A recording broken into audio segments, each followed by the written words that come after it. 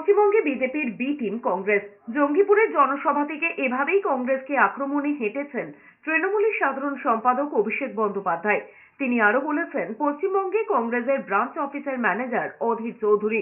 অভিষেক বলেছেন, রাহুল গান্ধী, সোনিয়া গান্ধী বিভিন্ন রাজ্যে বৈঠক করে মমতা বন্দ্যোপাধ্যায়কে পাশে নিয়ে বলেছিলেন, আগামী দিন বিজেপিকে উৎখাত করতে তৃণমূলের প্রয়োজন, তারা অগ্রণী ভূমিকা পালন করতে পারে। আর সেই একই সময় বাংলায় কংগ্রেস সিপিএম মিলিত হয়ে তৃণমূলের তুলোধনা করেছেন। অভিষেকের আরো মন্তব্য, বাংলায় বিজেপির বি টিম কংগ্রেস এবং সিপিএম ভোট কাটার রাজনীতি করে আদতে বিজেপির ফায়দা করার চেষ্টা করছে তারা। বাংলায় কংগ্রেসের সঙ্গে তৃণমূলের জোট না হওয়ার বিষয় নিয়ে পুরোপুরি অধীরকেই দায়ী করেছেন অভিষেক বন্দ্যোপাধ্যায়।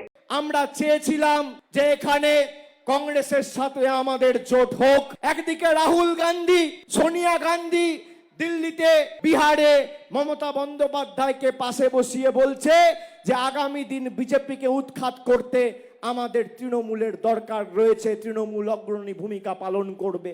এখানের ব্রাঞ্চ অফিসের ম্যানেজার কংগ্রেসের অধীর চৌধুরী সেই একই দিনে মোহাম্মদ সেলিমের সাথে সভা করে ধূপগুড়িতে তৃণমূল কংগ্রেস আর মমতা বন্দ্যোপাধ্যায় আর আমার বাপ্পাপান্ত করছে।